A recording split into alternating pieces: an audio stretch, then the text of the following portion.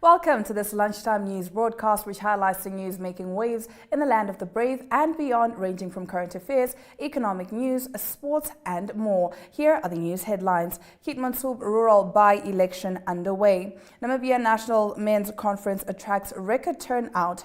Namibia Heart Foundation emphasizes importance of maintaining a healthy heart. I am Diana Master and this is Animated One. Midday news update coming right up.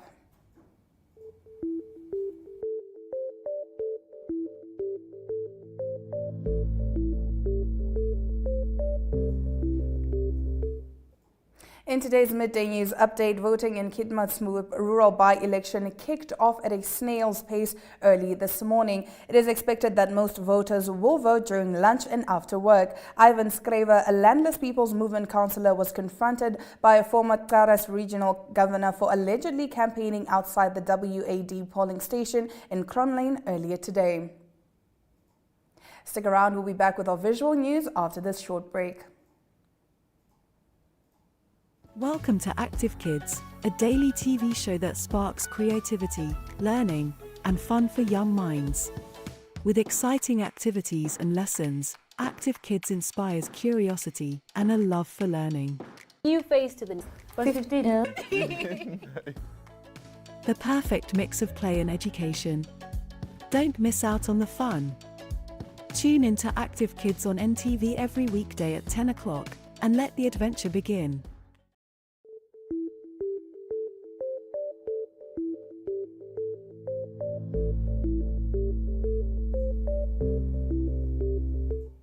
Getting into today's visual news clips, the second edition of the Namibia National Men's Conference took place at the Multipurpose Centre in Swakopmund under the theme Stop Suffering in Silence and Speak Out for Solution.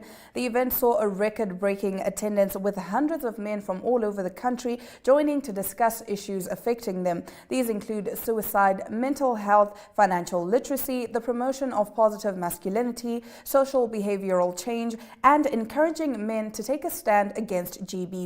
Desiree Gassas was there.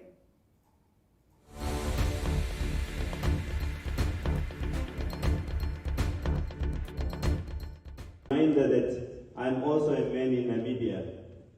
A worship mayor called me at the 11th hour due to a breakdown of her vehicle, that I must stand in for her. Although I am also an elected councillor here, her worship sends her great regards and she wants to be here tonight to also celebrate the men of Namibia at the second edition of the National Men's Conference. So I want you guys to feel at home.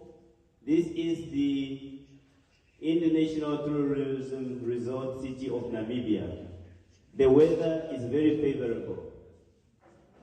You must feel at home. There is a lot of things to do here in Swakopmund, and I want you to be tourists because many of the men believe that tourists are not Namibians. You are tourists. You must enjoy this town, those of you guys who came from other towns. This is your Namibia.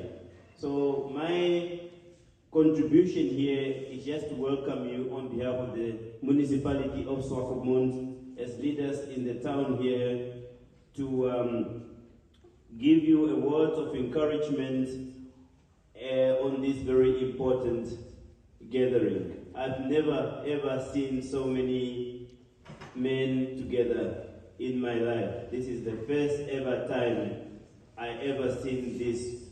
I must applaud the organizers.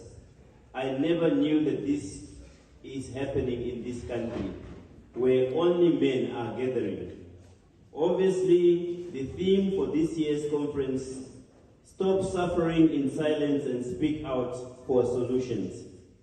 Yes, men, being men, we are the warriors of our families. And we believe that being men, we do not need to cry, nor we do not need to feel pain, but we are feeling pain and suffering in silence. I must thank on behalf of the council for the effort that the organizer have made to also put awareness towards this very important session that is being held here in Swakopmund tonight. Men are suffering. This opportunity, you are a human being. You are somebody's son. You are an important person of this society. When men fails and when men fall, we all of our foundations and our families will fail. So I want to remind you on behalf of the City Council of Swakopmund that you must never ever fail. You must never ever give up. You are also a son of God, and then you also have a heart, but you were born to be different, and you were born to also cry. You were born to also go down on your knees. You are our fathers, you are our brothers, but we do understand that there is a stigma, and we must tonight defeat and find the solution to this stigma that is penetrating our manhood as custodians of our families. We must celebrate these guys. I see you are very serious. We rise up, feel warm, and feel merry. You are important, you matter. Namibia, without you and your participation, there is not going to be a greater Namibia. For me, and clap hands for yourself. Thank you very much. I so thank you very much. Thank you. Gentlemen, stop suffering! Stop suffering! Stop suffering! Stop suffering! And find solutions! And find solutions! Stop suffering! Stop suffering! And speak out! And speak out! Stop suffering! Stop suffering! And find solutions! And find solutions! Give yourself a round of applause. You may be seated.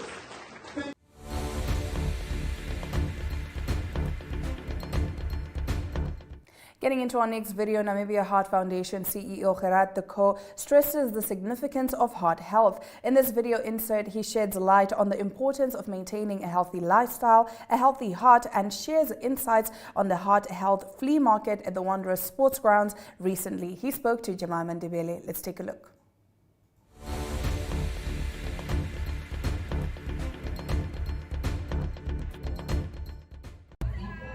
My name is Gerard de Croo, and I'm the founder and CEO of the Namibia Heart Foundation, which was established in August 2019.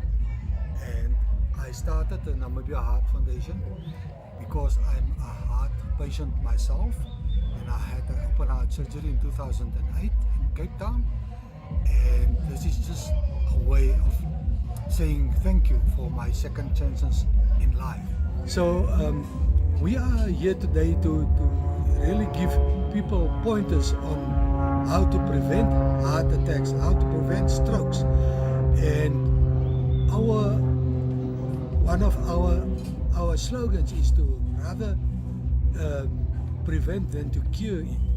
So that is what we are doing, and we want to plan to have this awareness and prevention days repeated annually. The event featured tutorials on how to help someone experiencing a heart attack at home, yoga lessons to promote physical activity, and free scans for cholesterol, blood pressure, and blood sugar levels.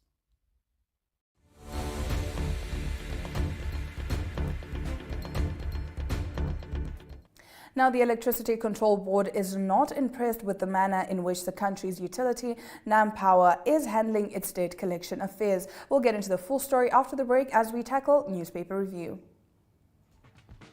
Welcome to My.NA Cars, your ultimate destination for everything automotive. I am your host, Diana Master. Teamwork makes the dream work, right? Discover the latest models, innovative technologies, and expert insights from our passionate hosts. Learn essential maintenance tips and get exclusive behind-the-scenes access to the automotive industry. Don't miss My.NA Cars on NTV every Thursday at 2100 hours. Tune in and ignite your passion for automobiles.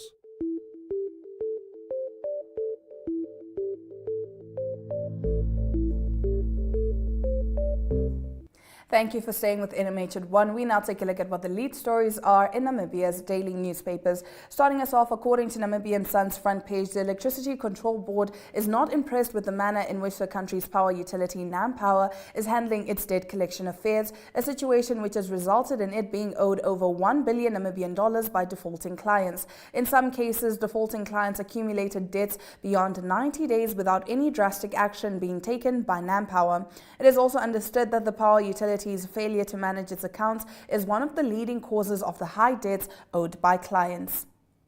On the paper's page 3, it is reported that the Defence Forces of Namibia and Botswana on Friday signed a bilateral agreement for a peace operation. The exercise will see troops from both countries deployed to several locations in the Omaheke region. The mission headquarters will be at Ben-Ur Training Center and the contingent headquarters and one forward operating base at Mpetutu Primary School. Another forward operating base will be stationed at Drumiopsis and Nosso Primary School in Witvlei, where troop members will renovate school buildings and do medical screenings and outreach, sport and other humanitarian activities.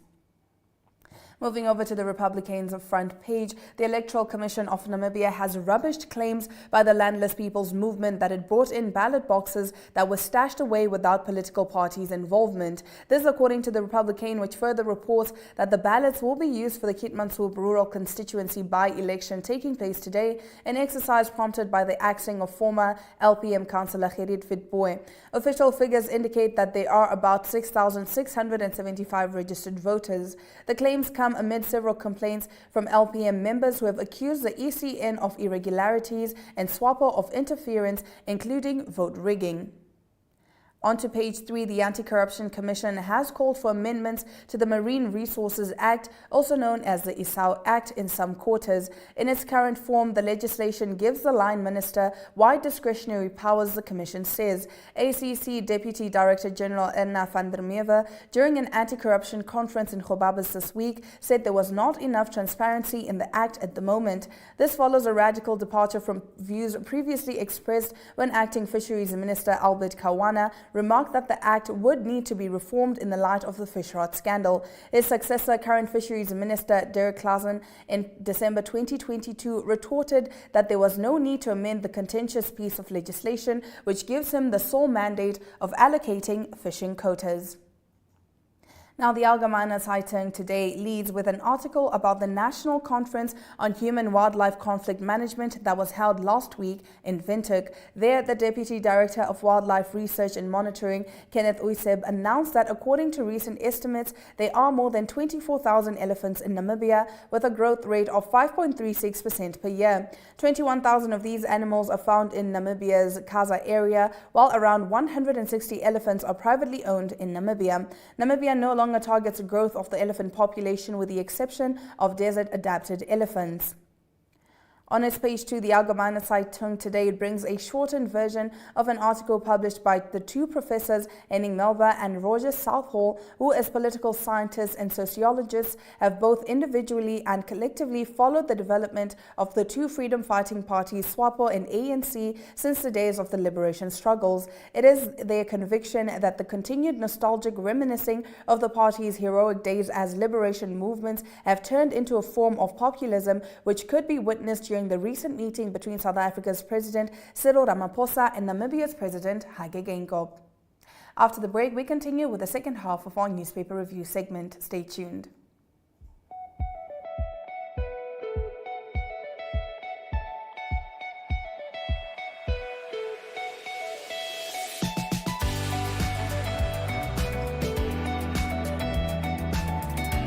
To another exciting episode of Irongo Talk. Jou is die weer en vertel ook vir julle waar die vis julle mondstuk gaan byt.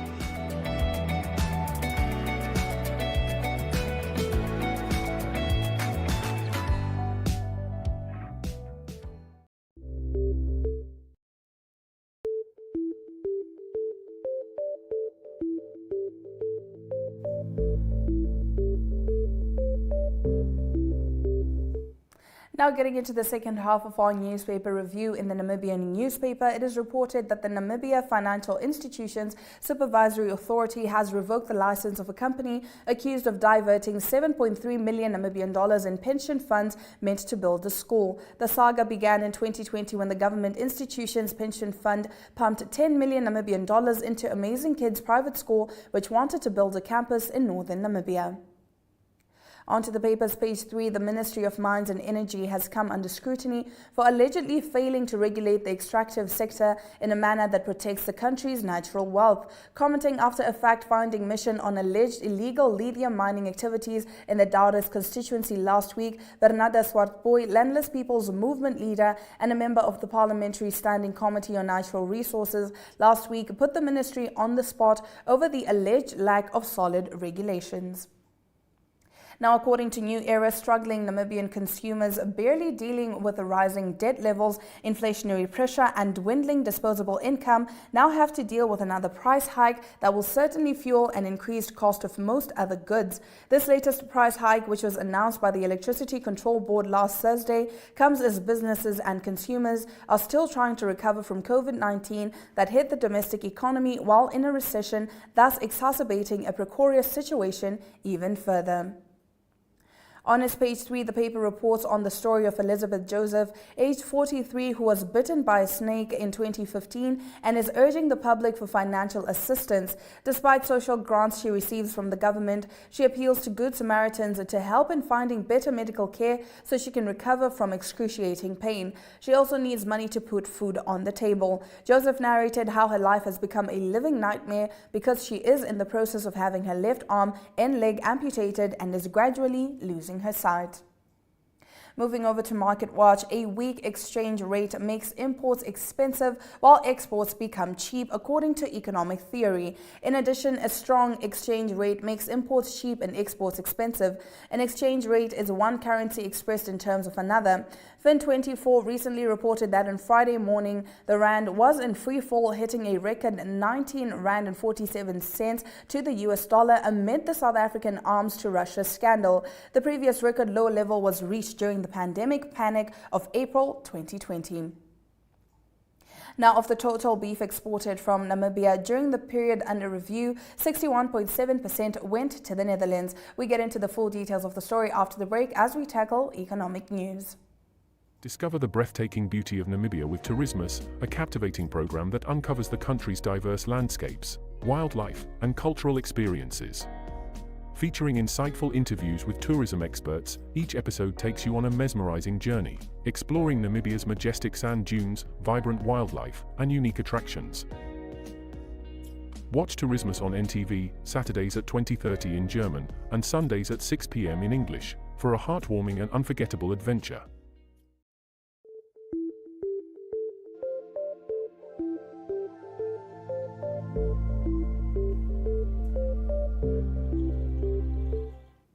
In today's economic news, a total of more than 1.6 million kilograms of beef was exported to various destinations during the first quarter of this year. This compared to the more than 2.03 million kgs exported during the same period in 2022. Of the total beef exported during the period under review, 61.7% went to the Netherlands, 16.6% to China, 11% to South Africa, and 8.2% to the United Kingdom, while beef exports to the Norwegian market only made up 2.3% of total exports. The remaining 0.2% went to Angola and Botswana.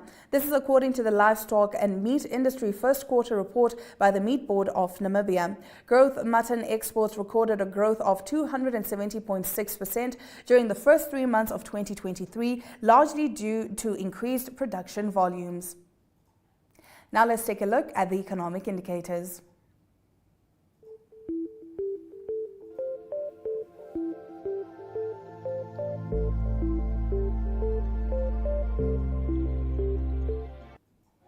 $1 will cost 19 Namibian dollars and 6 cents, while €1 will cost 20 Namibian dollars and 73 cents. Capricorn Investment Group stock prices are now trading at 13 Namibian dollars and 82 cents after a 0.9% increase. Local index is up by 0.37%, while overall index increased by 1.36%.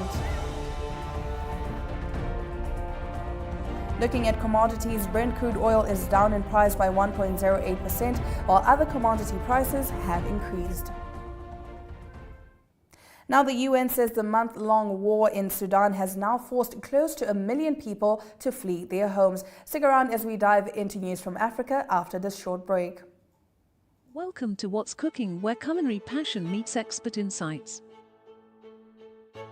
Somebody must really want to cook and want to cook good food. Immerse yourself in the bustling world of professional kitchens as top chefs create mouth-watering dishes.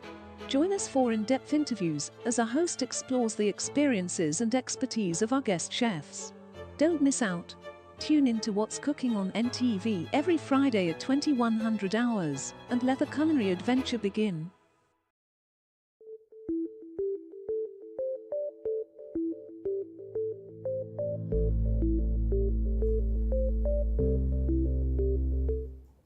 We now expand beyond Namibia's borders to give you the latest news from the African continent. The UN says the month-long war in Sudan has now forced close to 1 million people to flee their homes. Most of them are displaced within the country. Despite an agreement to protect civilians, both the army and the rival rapid support forces have continued to fight in densely populated areas, especially in Khartoum. Both the Sudanese army and the rival rapid support forces, or RSF, are blaming each other for shots fired at a church on the outskirts of Khartoum that left a number of people injured. Envoys of both sides are meant to be meeting in Jeddah to plan the withdrawal of the fighting forces from the populated areas. Now, last week, heavy rainfalls caused a significant 137 casualties and injuries in the northwestern and southern provinces of Rwanda. Since heavy rainfall battered Rwanda, causing landslides and deadly floods on May 2 to 3, the government initiated an emergency response, including evacuations and temporary relocations to camps for affected residents. Rwandans also raised over 10 million Rwandan franc within 24 hours to support those affected. Urgent relocation of over 19,000 households living in disaster-prone areas has been prioritized. The deputy spokesperson for the Rwandan government outlined the nation's plans for post-flood reconstruction. What is left to do is to ensure that where the victims were previously located in those places that were designated as high-risk zones, they are resettled, Alain Mukariranda said. We'll be back with international news.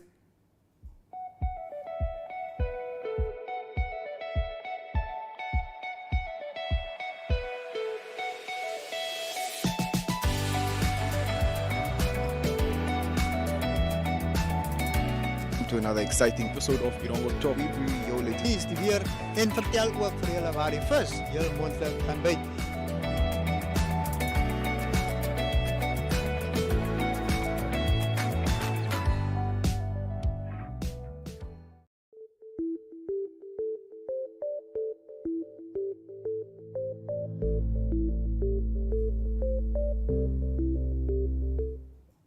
In international news this afternoon, Pakistan's former Prime Minister Imran Khan called for nationwide freedom protests on Sunday after his brief arrest and detention last week triggered deadly unrest. The one-time cricket superstar, who has been tied up in dozens of legal cases since being ousted from power in April last year, was freed on bail on Friday after his detention was declared unlawful by the Supreme Court.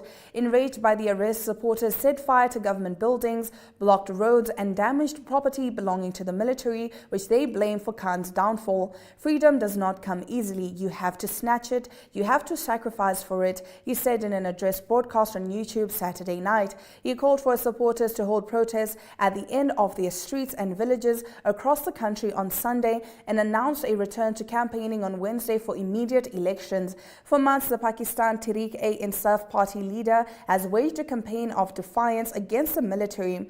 His arrest on Tuesday came just hours after he was rebuked for claiming senior officials were involved in an assassination attempt against him last year.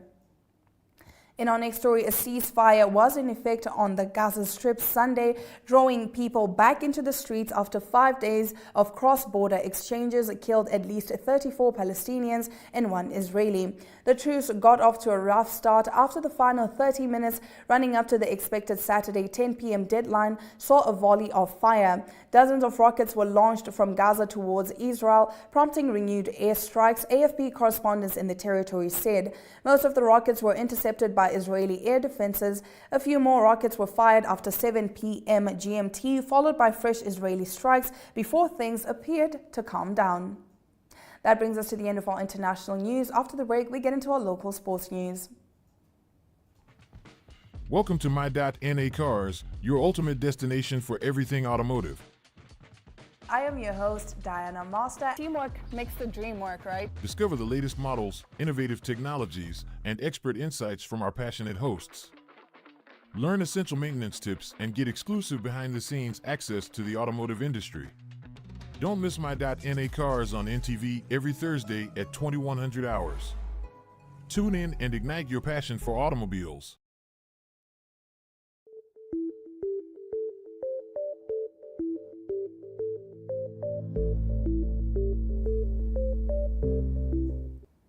In local sports news this afternoon, some members of the former Brave Gladiators technical team feel hard done by after not receiving money owed to them. The Namibia Football Association last week started paying wages they owe to Gladiators players. However, technical team members did not receive money owed to them. This infuriated some of the members who were part of the former technical team. Former Gladiators coach Mami Kasaona is part of the group that feels betrayed by the association. It is not fair that they said they'll pay people but have only paid some. The technical team did not receive anything while the players got money. The 3 Kudu rugby club teams were in commanding form over the weekend, with all of them recording wins at the Jan Wilkens Stadium in Walvis Bay. In the first division, the Kudu third team defeated the Etosha Lions 12-3 in a tightly contested Namibia Rugby Union First League match.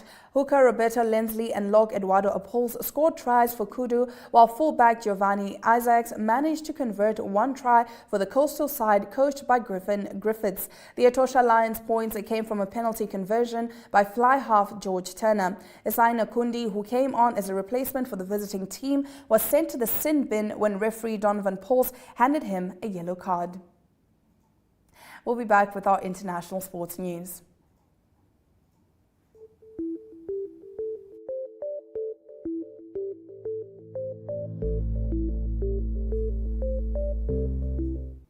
The flickering embers of Arsenal's Premier League title dream were all but extinguished as they suffered a 3-0 home drubbing by Europe-chasing Brighton and Hove Albion on Sunday, with relentless Manchester City winning at Everton in the earlier kick-off to move 4 points clear. Long-time league leaders Arsenal knew only a victory would suffice, but they produced a laboured display against the crafty South Coast club and were outplayed after the break as Julio Enciso, Denis Undav and Pervis Estupiñán scored for Roberto De Zerbi's side, putting City on the brink of securing the title. The result also moved Brighton up to 6th place with games in hand on the teams around them.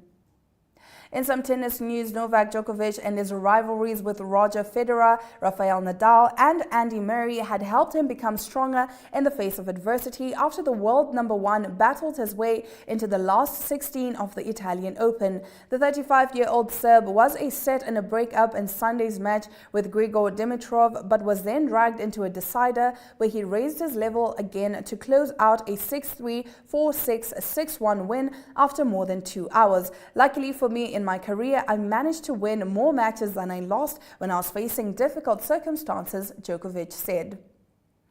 Overall leader Remco Evenepoel abandoned the Giro d'Italia on Sunday after testing positive for COVID-19, the Belgian rider said on Sunday. It is with a heavy heart that I have to announce that I will be leaving the Giro d'Italia due to COVID-19 after taking a routine test, which unfortunately was positive. Evenepoel, who had regained the Maglia Rosa by winning Sunday's individual time trial, said in a statement. The new race leader is Britain's Geraint Thomas. If you're just joining us, this is Animated One, and we'll get into the highlights from today's broadcast after this break.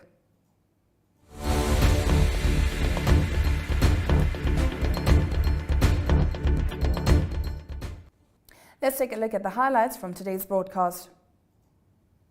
The UN says the month-long war in Sudan has now forced close to 1 million people to flee their homes. Most of them are displaced within the country. Pakistan's former Prime Minister Imran Khan called for nationwide freedom protests on Sunday after his brief arrest and detention last week triggered deadly unrest. In some sports news, some members of the former Brave Gladiators technical team feel hard done by after not receiving money owed to them. The Namibia Football Association last week started paying wages they owe to Gladiators players. However, technical team members did not receive money owed to them. Those have been your highlights. Thank you for spending your lunch hour with NMH at 1, catching up on the latest news ranging from current affairs, economic news, sports, and more. That is it from all of us in studio, and we wish you a lovely day ahead.